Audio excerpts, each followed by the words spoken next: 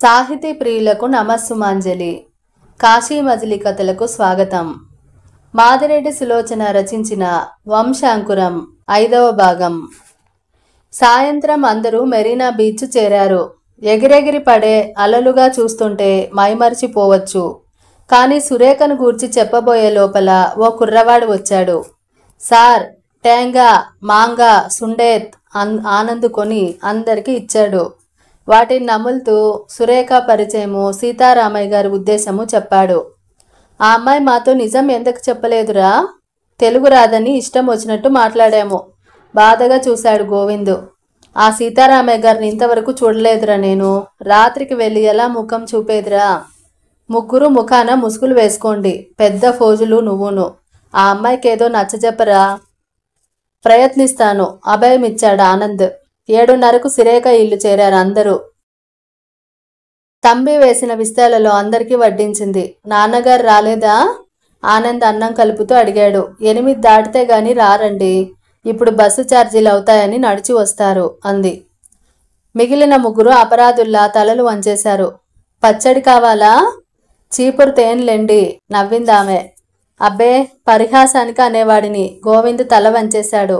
అందరూ భోజనాలు ముగించి సీతారామయ్య కొరకు ఎదురు చూస్తూ కూర్చున్నారు. ఆమె అన్నట్టుగానే 8 దాటాక వచ్చాడు. ఆనంద్ని చూసి సంతోషంతో కౌగిలించుకున్నంత పని చేశాడు. ఉదయమే అమ్మాయి చెప్పింది నాయనా అన్నాడు. ఏం మాట్లాడాలో అతనికి తోచనట్టుంది. చిన్న గది, అందరూ కూర్చుంటే ఇరుగ్గా అనిపించింది. ఆనంద్ను వదిలి మిగిలిన వారు అతనికి నమస్కరించి వెళ్ళిపోయారు. ఆనంద్ తాను మద్రాసు ఎందుకు వచ్చింది చెప్పాడు. అతను తన విషయాలు చెప్పబోయాడు. మీరు అలసిపోయారు, భోజనం చేయండి, తర్వాత మాట్లాడుకుందాం వారించాడు ఆనంద్. కూతురు కంచం తెచ్చి పెట్టింది అతని ముందు. నువ్వు కూర్చోరాదమ్మా. ఈరోజు గురువారం, సాయంత్రం భోజనం చేయనని తెలీదా నాన్న? అతనికి వడ్డిస్తూ అడిగింది. అవునులే, ఇంట్లో అధర్వులు మిగిలిన నాడు నీకేదో పర్వదినం పవిత్రమైన దిను అతను బాధగా అన్నాడు. ఎందుకో ఆనంద్ కళ్ళు చెమర్చాయి. బీదరికం కూడా అంత భయంకరమైందని అతనికి తెలియనే తెలీదు. అన్నపూర్ణల విసుగులేక ఇంతమందికి వండి పెట్టే వ్యక్తి ఆకలితో పడుకోవడమా? మీరు భోజనం చేస్తుండండి, నేను ఇప్పుడే వస్తాను. ఆనంద్ లేచి బయటకు వచ్చాడు. సురేఖ తండ్రిని మృదువుగా మందలిస్తుందని తెలిసిపోయింది. మన పరిస్థితి అందరికీ తెలపాలనన్నా? నేనేది చెప్పినా కోపగించుకుంటారు. పొరపాటు అయిందమ్మా. ఆనంద్ మనవాడేగా. ఆనంద్కి ఆ మాటలు ఎంతో నచ్చాయి. త్వరగా మెయిన్ రోడ్డుపైకి వచ్చాడు. పళ్ళ దుకాణం వద్ద ఆగి బేరం చేసి అరటిపళ్ళు, బత్తాయికాయలు కొని తిరిగి వచ్చాడు. సీతారామయ్య భుక్తాయాసం తీర్చుకుంటున్నాడు. కూతురు లోపల పనిచేసుకుంటోంది. ఆనంద్ పళ్ళు అతని ముందుంచాడు. గురువారం పలహారం చేయటానికి అభ్యంతరం లేదుగా? రమ్మానండి. తండ్రి పిలిస్తే వచ్చింది. పళ్ళని చూచి ముఖం మార్చుకుంది. క్షమించండి, మీరు అలా చూస్తే నేనేం చెప్పలేను. మాకందరికీ కడుపు నిండుగా సుష్టుగా భోజనం పెట్టి మీరు డొక్క వేలాడేసుకుంటారంటే చాలా విచారం వేసింది. మీరు అన్నదా భావించరనే తెచ్చాను. ఆనంద్ ప్రాధేయపూర్వకంగా చూశాడు. పాపా, మనపై ఈపాటి ప్రేమాభిమానాలు ప్రకటించే మానవులు ఎవరమ్మా? ఆనంద్ సహృదయుడు. అతని మనసు నొప్పించకు అన్నాడు. మీరంతా మంచివారే, మధ్య నేనే నా చెడ్డదాన్ని? నవ్వుతూ తండ్రికి కాస్త దూరంలో కూర్చొని బత్తాయికాయ వలచసాగింది. అన్నపూర్ణాదేవి ప్రసన్నురాలైంది. ఇక చెప్పండి మాస్టారు అన్నాడు ఆనంద్. మీ స్నేహితులు అత్తగారని పెట్టుకున్నారు. మరో జట్టు ఫైర్ ఇంజన్ అంటారు. మీరేమో అన్నపూర్ణ అంటారు. వద్దు బాబు ఇన్ని మారు పేర్లు అంది. సరేలే, వారికేం తెలుసు? నీ బెదిరింపులు చూసి అలా పేర్లు పెట్టారు, కొట్టివేశారు సీతారామయ్య. ఏం చెప్పాలి బాబు? సరస్వతీదేవి ప్రసన్నురాలైన లక్ష్మీదేవి చిన్న చూపు చూసింది. ఎంతో ఆశతో మద్రాసు వచ్చాను. నా ఆశ నిరాశే అయింది. చిన్న చిన్న ట్యూషన్లు దొరికాయి. వాటి వల్ల వచ్చే ఆదాయం ఒక్క పూట తిండికే సరిపోదు. వసతి కావాలి. బట్ట పాత ఎన్ని ఉన్నాయి. నీవు నమ్మవు గాని వచ్చిన తర్వాత 2 నెలలు ఒంటిపూట భోజనంతో గడిపాము. మరో వారం రోజులు శనగ గుగ్గిళ్ళు ఉడికించుకొని తిన్నాము. మీరు చాలా అభిమానానికి పోయారు మాస్టారు. అవసరమైతే ఉత్తరం రాయమని చెప్పలేదా? మర్చిపోయారనుకుంటాను. లేదు బాబు, అయాచితంగా వస్తుందని ఎంతకని సాయం పొందుతాము. అక్కడ నువ్వు శాస్త్రి చేసిన సహాయం మామూలుదా? నేను మొదట పనిచేసే బడిలో ఇంగ్లీష్ చెప్పే ఉపాధ్యాయుడు అనేవాడు. వెధవ దుస్తులు వెధవ వేషాలు అనుకుని ఈశ్వరచంద్ర విద్యాసాగరుడిని గుర్తు చేసుకునే రోజులు కావండి. మన వేషాన్ని బట్టి కూడా గౌరవం లభిస్తుంది. అతని మాటల అక్షరాల నిజం. నా వేషం చూస్తూనే అందరికీ తేలిక భావం కలిగేదేమో. 10 రూపాయలకు పైకి వచ్చేవారే కారు. తిరిగి వచ్చేద్దాం అనుకున్నాను. అక్కడ మాత్రం ఏం చేయాలి? ఈ ఇంటికి 15 రూపాయలు అద్దె. సత్రం నుండి బస ఇటుకు మార్చాను. నాకొచ్చే ఆదాయంలో అద్దె, బస్సు ఛార్జీలు పోను. మిగిలేది చాలా కొద్ది మొత్తం. అమ్మాయిని ప్రైవేటుగా మెట్రిక్ పాస్ చేయిద్దాం అనుకున్నాను. తిండికి సరిపడిన రోజులు పుస్తకాలు ఏం కొంటాం? నాకు తెలియకుండా సురేఖ ఓ అరవావిడ వద్ద పనులు చేయడానికి కుదిరింది. తెలిసిన రోజు ఎంత కుంగిపోయానో బాబు. అతని ముడతల చెంపల మీదుగా కన్నీరు జారింది. ఏం పని నాన్న? కూతురు తన చెంగుతో అతని కళ్ళు ఒత్తింది. మీరే చెప్పండి. పని చేసుకుని బతకడంలో అవమానమేముంది? పెద్ద చదువులు చదివిన వారికే మంచి ఉద్యోగాలు దొరకటం లేదు. నాలాంటి వారిని ఎవరు అడుగుతారు? మా నాన్నగారికి ఎప్పుడు పగటి కళలు వస్తుంటాయి. నేను ఉపాధ్యాయుని అయినట్టు నవ్వింది. ఆ నవ్వు సహజంగా లేదు. బాధను బిగబట్టి పైకి నవ్విందని తెలిసిపోయింది. అందులో పెద్ద అసాధ్యమేముంది? ఇప్పటికైనా చదవచ్చు. ఆనంద్ మాస్టర్ని సంతృప్తిని చేయాలని ఆ మాట అన్నాడు. ఏం చదువుతుందో బాబు? అది పుట్టినాడు దాని తల్లి. నేను ఎన్నో ప్రణాళికలు వేసుకున్నాం. ఆమె అదృష్టవంతురాలు. ఇవేమీ చూడకుండానే మరణించింది. నేను ఇంకెన్ని చూడాలో? నాన్న, మీరు ఇలా మాట్లాడితే నేను తల పగులు కొట్టుకుంటాను. మీకెన్నిసార్లు చెప్పాను నేను. బీదరికం కూడా ఒక రకమైన వ్యాధి నాన్న. ప్రతి మనిషిని ఎప్పుడో ఒకప్పుడు కాటేస్తుంది. కొన్నాళ్లకు కోలుకుంటాం. పురాణాలు చరిత్రలు ఏం చెబుతున్నాయి? అరిచినట్టే అడిగింది. ఆనంద్ ఆమె వంక చిత్రంగా చూశాడు. వయసుకు మించిన అనుభవపూర్వకమైన సలహాలు బీదరికమే నేర్పుతుంది కాబోలు. అసలు విషయం చెప్పరేం మాస్టారు? మీ కూతురు అత్తగారి అవతారం ఎప్పుడు దాల్చింది? కొంటెగా సురేఖ వంక చూస్తూ అడిగాడు. అతను బలవంతంగా నవ్వాడు. నేను పని చేయొద్దని కట్టడి చేశాను. కానీ మళ్ళీ ఒంటిపూట తిండే మిగిలింది. అప్పుడే ఆమెతో తగాదా పడి వచ్చిన జట్టు నలుగురు ఏదో ఆఫీసులో క్లర్కులుగా పనిచేస్తున్నారు. వారంతా మా ఇంటికి వచ్చి సలహా ఇచ్చారు. వారి నలుగురికి అమ్మాయి వంట చేసి పెడితే మా ఇద్దరి తిండి ఉచితంగా లభిస్తుందని చెప్పారు. వారు హోటల్లో ఖర్చు భరించలేమన్నారు. నాకైతే ఇష్టం లేదు కానీ అమ్మాయి బలవంతం చేసి పని ప్రారంభించింది. వారన్నట్టు అమ్మాయి వంట చేసినందుకు మా ఇద్దరికి సరిపడే వంటకాలు మిగిలేవి. నిజంగా ఆ నలుగురు వేరువేరు ప్రాంతాల వారైనా ఎంతో మంచివారు బాబు. పాపం చెల్లెలుగా చూసుకునేవారు. మరో 4 నెలలు గడిచాక ఇందాక నీతో వచ్చారే ఆ అబ్బాయిల్ని తీసుకొచ్చి పరిచయం చేశారు. వారికి వంట వండితే నెలకు 25 పరకా మిగిలితే తను పుస్తకాలు కొంటానని అమ్మాయి పట్టుబట్టింది. నా సంపాదనలో మిగిలింది అమ్మాయి పెళ్లికని కూడబెడుతున్నాను. నువ్వు నవ్వుతావు. ఎంతో లేదు బాబు, 110 రూపాయలు. నవ్వడం దేనికండి? మీరు వచ్చి మాత్రం ఎన్ని సంవత్సరాలు అయిందేమిటి? నెమ్మదిగా కూడబెడుతురు గాని ఓదార్చాడు. వచ్చిన అబ్బాయిలు ఆంధ్రులు కదా అని సంతోషంగా మాట్లాడబోయాను. అమ్మాయి వారించింది. వారెవ్వరికి మనం తెలుగువారమని కూడా తెలియనివ్వరాదని కట్టడి చేసింది. అవునండి, భాష రాదని తెలిస్తే తమ మానాన్ని తాము తిని వెళ్తారు.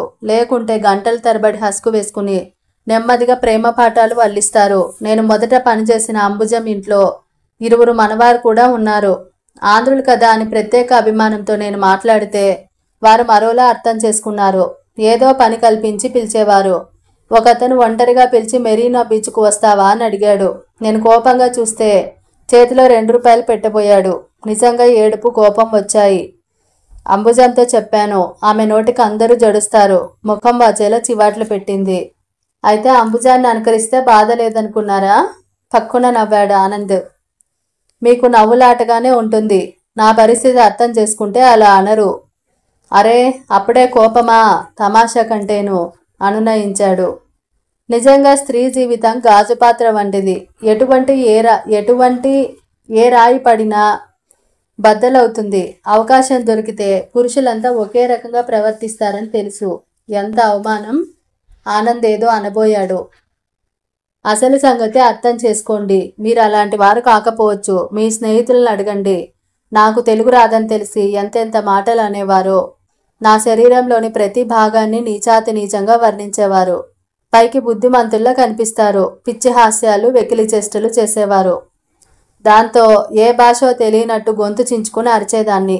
భయపడి బుద్ధిమంతుల్లా తల వంచుకుని తిట్టుకునేవారు. అవును, మా వాళ్ళు చెప్పారు రండి. వాళ్ళు మీకు మొహం చూపటానికి సిగ్గుపడ్డారు. నేనే లాక్కు వచ్చాను, ఆనంద్ చెప్పాడు. వాళ్ళలా ప్రవర్తించటానికి వాళ్ళ తప్పు కాదు నాయనా, మన సాంఘిక స్థితి. ఎటు చూసినా అనాకాని చౌకబారు పుస్తకాలు, ఏ సినిమా చూసినా ప్రేమను థీమ్గా పెట్టుకొని నడిపించే కథలే, హాస్యం పేరుతో చౌకబారు వేషాలు. అవన్నీ చూశాక యువకులకు పైత్యం ప్రకోపించి ఏదో వాగుతారు. సీతారామయ్య గారు నిట్టూర్చారు. అది నిజమేలేండి. యువకులంతా అలా ఉండరు. మీరు అన్ని విధంగా భావిస్తున్నట్టున్నారు. యువకులనే కాదు, అసహాయ అబల అయిన స్త్రీని చూస్తే అందరికీ లోకువేనండి. మొన్నో రోజు తంబికి జ్వరం వచ్చింది. భయపడుతూనే ఒంటరిగా మార్కెట్కి వెళ్ళాను. కూరలు అవి కొని తెస్తున్నాను. చాలా బరువు, మొయ్యలేక ఆగుతూ వస్తుంటే ఓ పెద్ద మనిషి చూసి జాలిపడ్డాడులా ఉంది. ఒక సంచి అందుకొని సందు చివరి వరకు వచ్చాడు. నాన్నగారి కంటే కాస్త చిన్నవాడేమో. ముందటి 2 పళ్ళు ఊడిపోయాయి. సంచి అందించి భుజంపై చేయి వేశాడు. ఈడ్చి చెంపపై కొడదామనిపించింది. అతని వెకిల్ నవ్వు చూస్తే కోపం వచ్చింది. ఏం చేయను? 2 చేతుల్లో 2 సంచులున్నాయి. ఇంతలో అంబుజం భర్త అటుగా వచ్చాడు. లేకపోతే ఎంత గొడవ జరిగేదో. నిజంగా ఇదంతా వింటుంటేనే కోపం వస్తుంది. మీరెలా అనుభవించారో. పోనివ్వండి, గతం నాస్తి, భవిష్యత్తు ఆలోచించాలి.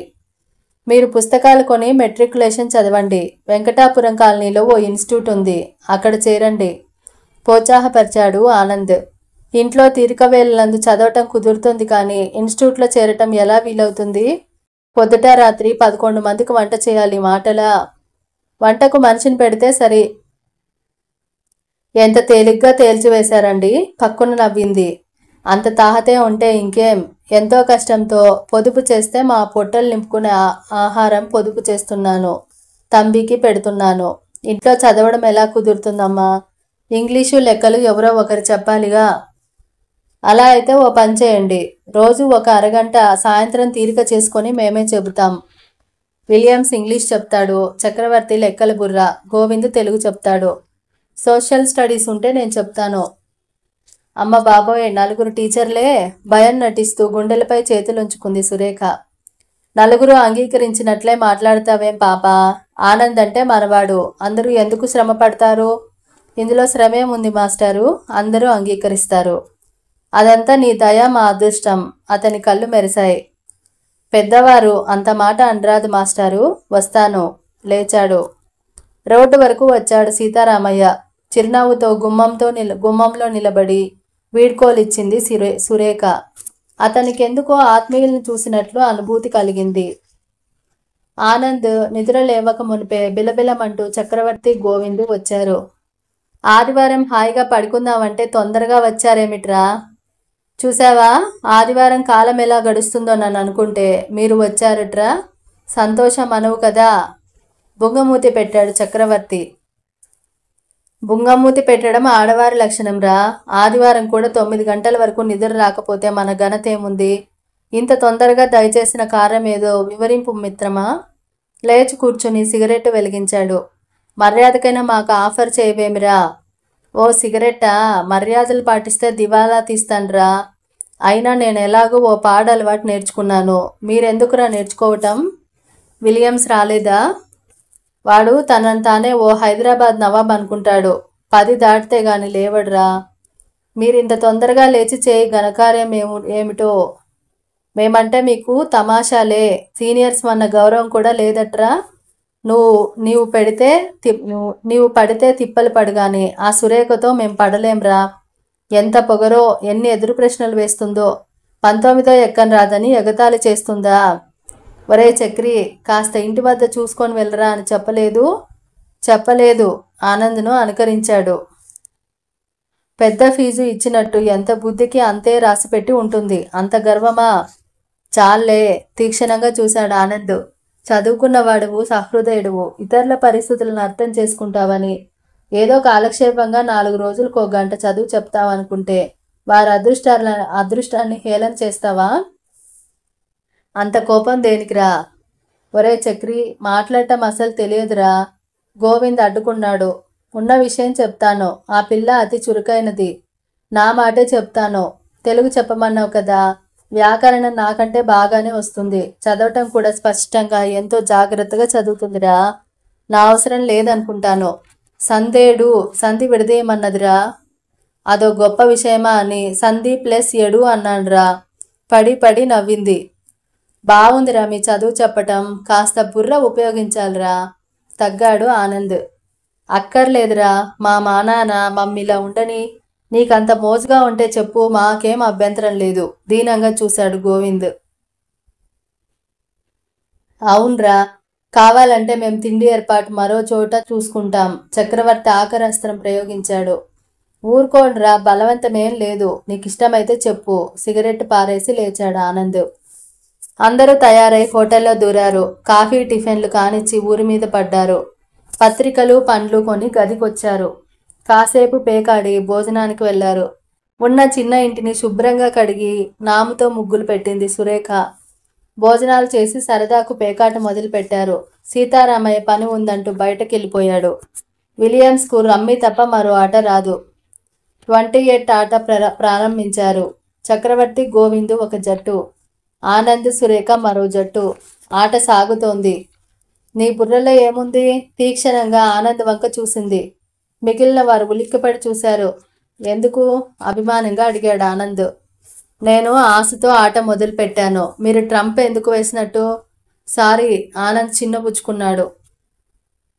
ఒక పట్టు పాడు చేశారు. చీ, మీలాంటి వారిని పార్ట్నర్స్గా పెట్టుకొని ఆడితే గెలుపెలా వస్తుంది? విసుక్కుంది. ఈసారి జాగ్రత్తగా ఆడతాను. సంజయ్షి ఇచ్చుకున్నాడు. 2 సార్లు గెలుపు చక్రవర్తిదే. సురేఖకు చచ్చే కోపంగా ఉంది.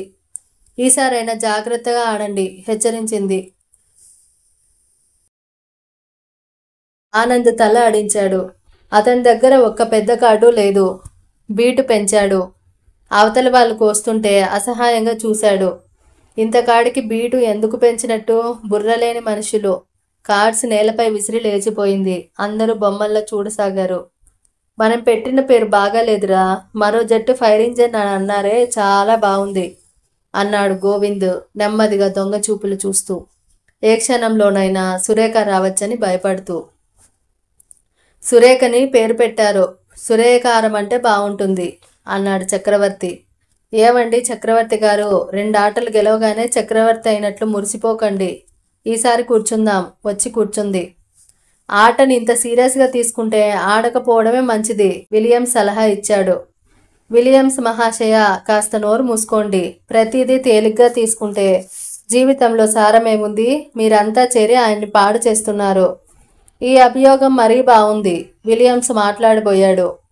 ఊరుకోరా, తర్వాత మాట్లాడుకుందాం కసురుకున్నాడు ఆనంద్. ఆట ప్రారంభమైంది. ఈసారి ఆనంద్ జాగ్రత్తగా ఆడాడు. మిగతా ఆటలన్నీ గెలిచారు. సురేఖ ముఖం వికసించింది. వెళ్తామని లేచారు. ఉండండి, కాఫీ తాగెళ్తురు గాని. డబ్బు అక్కర్లేదులేండి చక్రవర్తి గారు అని లోపలికి వెళ్ళిపోయింది. పెద్ద నీల్గుడు. ఓ రోజు పాయసం బాగుందని గోవిందు మారు అడగబోయాడురా. దానికి వేరే ఛార్జీ చేస్తుంది, జాగ్రత్త అన్నాను. ఆనంద్ గది బయటకు వచ్చి సిగరెట్ వెలిగించాడు. సురేఖ ఇచ్చిన కాఫీ తాగి బయటకు వచ్చారు. ఏరా అందరినీ దులుపుతావు? ఆ అమ్మాయి అంతలేసి మాటలు అంటుంటే మెదల కూరుకుంటావే? చక్రవర్తి విరుచుకుపడ్డాడు. పొరపాటున ఆది కాదురా. గోవింద్ చిత్రంగా చూశాడు. ఇక వీడినేమీ అడగొద్దురా. మనం అత్తగారని పేరు పెట్టాం కానీ వీడిలా జడుచుకోలేదు. చూశావుగా, సిగరెట్ కాల్చడానికి బయటికెళ్ళాడు. మనవాడు వీరుడు జమదారుడని భ్రమపడ్డాం. అంతా వటిదే. చాలే, మన వీరత్వం ఆడపిల్లల దగ్గరే చూపాలి కాబోలు. నోరు ముయించాడే గాని ఆ అమ్మాయి ముందు అంత సౌమ్యంగా ఎలా ఉండగలుగుతున్నాడో అతనికే అర్థం కాలేదు. అతని ముందు చక్రాల వంటి పెద్ద కళ్ళు తీక్షణంగా కనిపించాయి. నవ్వుకున్నాడు. స్నేహితుల బలవంతంపై ఇంగ్లీష్ సినిమాకెళ్ళాడు. సోమవారం సాధారణంగా చక్రవర్తి లెక్కలు చెప్పడానికి ఉండిపోతాడు. ఆ రోజు ఆనంద్ ఉండటం చూసింది సురేఖ. మీరు వారం కూడా మర్చిపోయారే. ఈరోజు మీ వంతు కాదు. ఆ గర్వమే వద్దంటున్నాను. వారం మర్చిపోయేటంత మూర్ఖుణ్ణి కాలేదు. నీ ప్రతాపం చదువు చెప్పే వారి మీద చూపిస్తే వారు రామన్నారు. నవ్వుతూ ప్రశ్నించిన ఆమె ముఖం నల్లబడింది. నేను నేనేమన్నాను? వణుకుతూ అడిగింది. నాకేం తెలుసు? వాళ్ళకేం రాదని వెక్కిరించావట? వెక్కిరించానా? లేదండి. చక్రవర్తి గారు ఎక్కం తప్పు చెప్పి నన్నే గుణకారం తప్పని కసురుకున్నారు. నవ్వాను. పొరపాటే అంది. పొరపాటు ఇప్పుడు అంగీకరిస్తే ఏం లాభం? గోవింద్ కూడా రానన్నాడు. ఆయన వ్యాకరణం అంతా తప్పు చెబుతాడు. చాలే, తప్పులు ఒప్పులు అనుకుంటూ కూర్చుంటే ఎలా? వాళ్ళు చెప్పేదానిలో మంచి గ్రహించి నీ పని సాధించుకోవాలి. అయినా నీ నోరు పెద్దదిలే అన్నాడు. ఇంతలో సీతారామయ్య గారు వచ్చారు. విషయం విని ఆయన కూతుర్నే విసుక్కున్నాడు. చిన్నప్పటి నుండి ఇదే తంతు నాయన. అందుకే అతి తెలివి చూపించబోయేవారెప్పుడు గోతిలో పడతారు. ఎలా బతుకుతుందో. ఆమె తండ్రి వంక చురుగ్గా చూసి వెళ్ళిపోయింది. చాలాసేపటికి వచ్చింది. ఆమె కన్నీరు కార్చిందని ఆమె ఉబ్బిన కళ్ళే చెప్పాయి. అలక చాలు గాని పుస్తకాలు తీసుకొని రా పాప. అతను ఎంతసేపు కూర్చుంటాడు? సీతారామయ్య పిలిచాడు. నాకు తలనొప్పిగా ఉంది నాన్న, క్షమించండి. తిరిగి బయటకు వెళ్ళిపోయింది. బాగా పెంకితనం అలవడింది. పెరిగిన కొలిది తగ్గుతుందంటే ఇంకా ఎక్కువే అవుతోంది నిట్టూర్చారాయన. చిన్నతనం లేండి అని సర్ది చెప్పి ఇంటికి వచ్చాడు. తండ్రికి ఉత్తరం రాశాడు. ఆరోగ్యం జాగ్రత్తని మరీ మరీ హెచ్చరించాడు. అతని భోజనం గుర్చి తల్లి ఆందోళనగా రాసింది. మరో పక్కన అంతవరకు సురేఖ పట్ల కలిగిన కోపం మంచులా కరిగిపోయింది. ఆమె చేతి చలువ వల్లనే కదా తను తిండికి ఇబ్బంది పట్టం లేదు. పాపం కాస్త చురుకుదనం పాలు ఎక్కువ అనుకున్నాడు. వెంటనే తల్లికి ఉత్తరం రాశాడు. ఇక్కడో దయామయి చలువ వల్ల ఒంటికేమి ఇబ్బంది లేదు, తన ఇంటిలాగే ఉందని రాసి తృప్తిగా నిట్టూర్చాడు. రాత్రి పడుకోబోతుంటే ఎందుకో సురేఖ ముఖమే గుర్తుకు రాసాగింది. ఆమె పట్ల తను కఠినంగా ప్రవర్తించానని బాధపడ్డాడు. ఆమె తలపులతోనే నిద్రపోయాడు. ఉదయం లేచి చదువుతుంటే కూడా అతనికి పాఠాలు మనసుకెక్కడం లేదు. తొందరగా తయారై సీతారామయ్య గారి ఇల్లు చేరాడు. తలుపులు చేరవేసి ఉన్నాయి. నెట్టి లోపలికి వెళ్ళాడు. సన్నగా పావనగుణ రామ అని పాట వినిపిస్తోంది. ఎప్పుడూ లోపలి వైపుకు చూడలేదు. ఆనాడు కుతూహలంగా పాత చీర కట్టెను తొలగించి చూశాడు. చిన్న వరండా వంటి స్థలంలో కుంపటపై గుండిగలో అన్నం ఉడుకుతోంది. పక్కనే రోట్లో పచ్చడి రుబ్బుతూ ఉంది సురేఖ. బరువుగా ఉన్న రుబ్బుకుండును బలవంతంగా దొర్లిస్తోంది. ఆ దృశ్యం చూడగానే అతని హృదయం తరుక్కుపోయింది. అభిమానంగా మాట్లాడే అమ్మాయి ఇంత శ్రమ పడుతుందా నమ్మలేకపోయాడు. రుబ్బడం ఆపింది. తంబి, అక్కడున్న తుండుగుడ్డ పట్రా, అన్నం గుండిగ దించాలి అంది. అలికిడి వినిపించి కాబోలు. ఆనంద్ ఏదో కనిపించిన తుండు అందుకుని వెళ్ళి ఆమెకు కనిపించేలా పట్టుకున్నాడు. నీకు బాగా పొగరెక్కిందిరా, ఇది నా తుండు కదూ, అన్నం గుండిగ దించే తుండు మర్చిపోయావా? అరబంలో అరిచి వెనుతిరిగి చూసింది. మీరా? నేను తంబి అనుకున్నాను. లేచింది. ఆమె ముఖం సెగ దగ్గర కూర్చోవటం వల్ల ఎర్రబారింది. నుదుట స్వేద బిందువులు నిలిచాయి. 1-2 తిలకాన్ని నాంచుతూ కిందకి జారుతున్నాయి.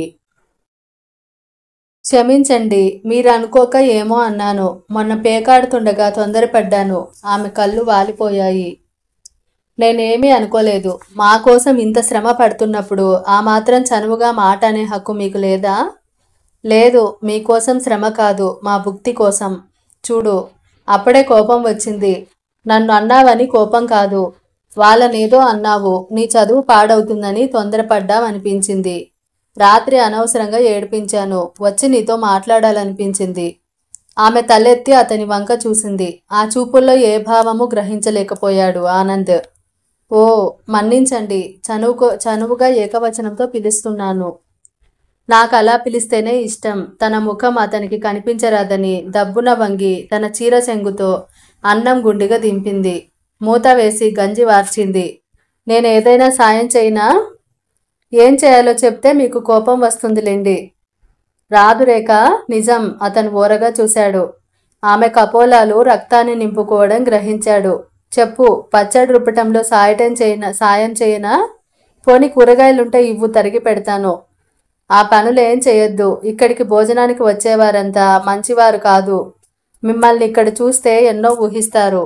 అలాంటి వారిని రానివ్వటం నాకు ఇష్టం లేదు, కానీ తప్పదు. నిజమే, ఆ సంగతి గ్రహించలేదు. వస్తాను. వెనుతిరిగాడు. ఉండండి, ఇప్పుడప్పుడే రారు. అతని గదిలో కూర్చోబెట్టి కాఫీ చేసి పెట్టింది. ఇప్పుడు కాఫీ తాగితే అన్నమేం సహిస్తుంది? నాకు మిగులుబాటు అవుతుందిలేండి. అబ్బా, నీలాంటి వారితో మాట్లాడటం ఎలాగో, ప్రతిదానికి పెడార్థం తీస్తావు విసుక్కున్నాడు. పరిహాసానికి అన్నానని ఎందుకు అనుకోరు అన్నది మూతి తిప్పుతూ. అయితే ధన్యులం. బయటికి వచ్చేశాడు. రోజు రాత్రి 9 గంటల వరకు పాఠాలు చెప్పే నెపంతో అక్కడే ఉండిపోయేవాడు. తనకంతగా ఇష్టం లేకపోయినా ఆనంద్ ఏమనుకుంటాడోనని విలియమ్స్ కూడా ఒక్కో రోజు ఉండి ఇంగ్లీష్ చెప్పేవాడు. పరీక్షలు దగ్గరకు వస్తున్నాయని విలియమ్స్ తప్పించుకున్నాడు. ఆనంద్ మాత్రం కూర్చున్నాడు. సురేఖ చదువుకోవటానికి వచ్చే జాడలేం కనిపించలేదు.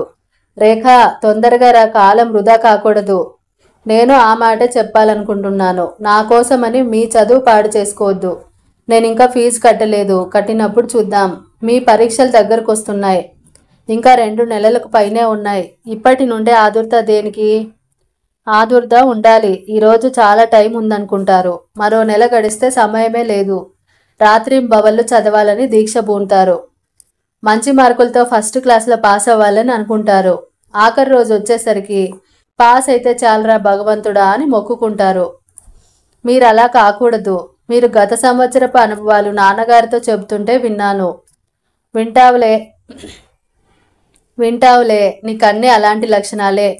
ఆమెను ఉడికించాలని అన్నాడు. మీరు ఎలాగైనా అనుకోండి. నా కోసం మీ చదువు మానుకోవడం సుతారం ఇష్టం లేదు. మొదట మీ సంగతి మీరు చూసుకుని తర్వాత నాకు సాయం చేద్దురు గాని. ఈ పిల్ల అన్ని వయసుకు మించిన మాటలే మాట్లాడుతుందే అని ఆశ్చర్యపోయాడు. అసలు నేనుండటం నీకు ఇష్టం లేదులే అని వచ్చేశాడు. ఆనాటి నుండి చాలా బుద్ధిమంతుల్లా టైంకెళ్ళి భోజనం చేసి వచ్చేసేవాడు. వడ్డన జరుగుతుంటే కావాలో వద్దో చేత్తోనే చూపేవాడు. పొరపాటును కూడా ఆమె వంక చూసేవాడు కాదు. అలా 15 రోజులు గడిచాయి. ఆమెతో మాట్లాడకుండా ఉండటం దుర్భరం అనిపించిన అభిమానం అడ్డు వచ్చింది. ఆ రోజు ఆదివారం. భోజనాలు చేసి బయటికి వచ్చారు స్నేహ బృందం. పల్లావరం బ్రిడ్జి దగ్గర ఏదో యాక్సిడెంట్ సీన్ తీస్తారట సినిమా వారు. వస్తావరా? చక్రవర్తి అడిగాడు. ఆదివారం పనిచేస్తారా? ఎవరో మనల్ని మిస్గైడ్ చేశారు. గోవింద్ తన సందేహాన్ని వెలిబుచ్చాడు. వ్యాపారస్తులరా, వారికి వారం దినాలతో పని ఏమి? కావాల్సింది డబ్బు. నేను నిద్రపోవాలిరా. రాత్రి మా ఇంటి యజమాని సెకండ్ షోకి పిలుచుకెళ్ళాడు. ఆనంద్ తప్పించుకున్నాడు. ఈ మధ్య అతనికి ఒంటరిగా ఉండి సురేఖను గురించి ఆలోచించటం హాబీగా మారిపోయింది. అందరూ వెళ్ళిపోయాక ఓ కొట్టు దగ్గర నిల్చొని సిగరెట్ కొన్నాడు. అంతవరకు దూరంగా నిల్చున్న తంబి దగ్గరకు వచ్చాడు. ఎన్నడా తంబి? నవ్వుతో అరవంలో ప్రశ్నించాడు. వాడు చొక్కా జేబులో నుండి చిన్న కాగితం తీసి అతని చేతిలో పెట్టాడు. మీ మౌనంతో నా మతి పోగొడుతున్నారు. మంచి మాట చెబితే కోపమా? ఒకసారి వచ్చి మాట్లాడిపోరు. మీ సురేఖ అని రాసి ఉంది. ఆమె రాసిన మీ సురేఖ అను సంబోధన అతన్ని ఏదో లోకాలకు తీసుకుపోయింది. కాసేపు ఆలోచించి వెనుతిరిగాడు. గది గుమ్మంలో నిలబడి చూస్తోంది. అతన్ని చూడగానే ఆమె ముఖం ప్రసన్నమైంది. కోపం పోయిందా? రండి. దారి వదిలింది. అనవలసిన అన్ని అంటావు, శాసిస్తావు, పైగా నాకే కోపం అంటావా? పోనిద్దురు, నేనే మతిలేని దాన్ని. అమ్మ వాళ్ళెంత కులాసేనా?